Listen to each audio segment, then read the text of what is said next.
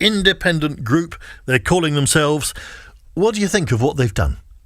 0345 6060 973. And let's talk first to Rupa Huck, who's a Labour MP for Ealing Central and Acton. Hello, Rupa. Hi there. Hi, thanks for joining us. Do you support these MPs then? Well, look, I mean, they're all people I know very well. Until this week, they were my colleagues, they're my friends, they're people I like and respect, but I think they've made the wrong decision on this one. And I won't be joining them. I mean, I think it's 800 hours to go until Brexit, which is the biggest political crisis. Yeah, it is a crisis now, isn't it? It is a crisis, in my lifetime, absolutely. and probably everyone's. So I think this is a bit of a distraction. The timing is a bit baffling because actually on the Brexit front, it doesn't change anything. The parliamentary arithmetic. I mean, nowadays it's odd when you go on the telly, they caption you not as Labour or Conservative, but as Remainer or Leaver. And on those kind of things, they don't really change anything. And just, all parties are meant to be broad churches. They're kind of, especially big parties, coalitions of different people with different opinions. And the Labour Party just got a bit narrower if these people are going to walk. So I'm really sad and disappointed that they've gone. I wish they'd come back. Isn't that exactly why we do need a shake-up, though? That the party system seems to be a bit broken, that nobody knows quite what either party stands for when it comes to Brexit. That's one of the problems, isn't it? I mean, it's tempting to say that, and a lot of people say that recent people who've done very well trump to some extent. And even the 2017 general election, where Labour was meant to be completely wiped out, at the beginning of that campaign, there was a 20% lead by the Conservative Party.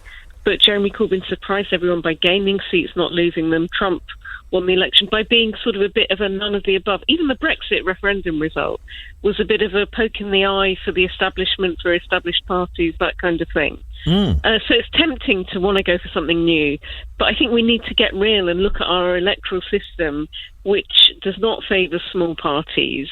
And you're right, Clive, to say that in the last election, the Lib Dems did pretty badly. So, I mean, on the face of it, there's not a lot of appetite for the kind of politics, but that they're espousing. But then, as you say, we don't really know what their policies are. They're not a proper party. They have no history. They have no organisational machine. They have no roots, no philosophy. We know a bit about what they don't like. No base. But I wouldn't be tempted. But that's, I mean, on the big issue of Brexit, that's true of the two main parties as well. We don't really know what what Theresa May's policy is. Her party has got several policies running at the same time, and they're all arguing over which one. Your party, it's very unclear at the moment exactly who wants what, and you're split as well, aren't you? So it's no wonder people are feeling a bit homeless. I mean, look, we've got a big crisis. We've got a minority government as well. Because of her early election, she lost her majority. The whole point of that was to give her a stronger hand for Brexit. Carelessly lost the majority. And then you've got two parties, really, you're right, that are not all in the same place over Brexit. But it's the governing party that's the most important one, because they're meant to be leading us through these negotiations. So you've got a minority government with a prime minister who's got a very majoritarian mindset. She seems to think she's a medieval monarch. And in these minority situations, you need to do olive branches and reach out across the aisle. But she is beholden to her lunatic fringe, the ERG. So, I mean, I'm disappointed this split happened this week, because the Tory party were doing quite well at self-destructing. Kenneth Clarke, very well-respected father of the house, was saying that they're a party within a party and they're dangerous, and they're pretty much holding her to ransom because she's more interested in keeping her party together than the country. But you've got a party within a party as well, haven't you? Isn't that the problem? Otherwise you wouldn't have all these people leaving. Those people have gone. There may be more, who knows? But I mean, I think at a time like this, we need to be focused on Brexit. We need to resolve this one. And it's because of her catastrophic inability. What has she been doing for 2.5 years? We are 800 hours to go. People talk about it in hours now, not days, not months. And we are still no clearer on if we leave on the 29th of March or on what terms if we do go. And I think our party actually has moved in a much better position. The leadership voted to go for the Article 50. Well, I'm not surprised you're struggling personally. because nobody's quite clear what the leadership's going for.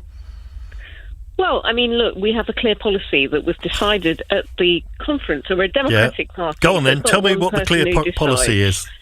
So that is that we go for a customs union and a strong alignment with the single market. So this is what I'm trying to say, that she could tilt in two directions. There's a tug of war going on here. So she could go for the hard right thing, which is being obsessed by the backstop and wanting to sever ties and possibly entertain the idea of a no deal. Or she could go for a customs union and single market approach, which would have been our way of doing it. She's Right. saying, Jeremy Corbyn wrote her a letter with 5 points, and Juncker, Barnier, all that lot was saying Yes. it's much clearer than her plan. She's not said anything. She's the one in charge, remember.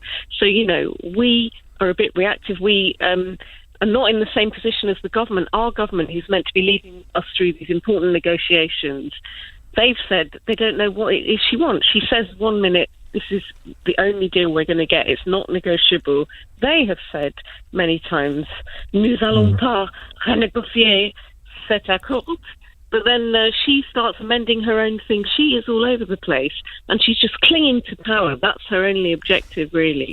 Do you think that these? I mean, it is obviously it's a lot about Brexit. These defections, but now that they have left Labour, should they be standing for by-elections? Or is it okay for them to just carry on? I mean, it is totally permissible by law. We are elected as representatives, not as delegates, kind of thing. So, I mean, they're within their legal rights. But you could say there's a moral case. The reason, I keep being asked in interviews, are you joining this thing? And I'm saying no. I was elected as the Labour candidate. Imagine all those people that have knocked on doors for me from the Labour Party. They'd be pretty miffed if suddenly I changed my spots. I think there's maybe a moral case. Well, but they say they haven't changed their spots. The party has changed. They're the same people that they've always been. The Labour candidate. They are not Labour anymore. They are anti-Labour now. So that is a changing. So they should go for a by-election. I mean, the thing is, what is that really going to achieve now? We've got 800 hours to go. Yeah. So I think we should be focused on that, really. Do we need a general election? Regrettable. That's another way of doing it, actually, to get rid of this incompetent Conservative government. But we had a vote of no confidence. That looks like it's not going to happen. Could be brought back again. But, I just think we should be focused and sort this out. And it's the Conservatives, their minority government, who are in power, who've made an appalling mess of this. Whether you voted Remain or Leave, this has not gone well. All right. Well, thank you very much. Good to talk to you. Rupa Huck there, Labour MP for Ealing Central and Acton, not supporting these independent MPs, not going to join this group, the independent group. How do you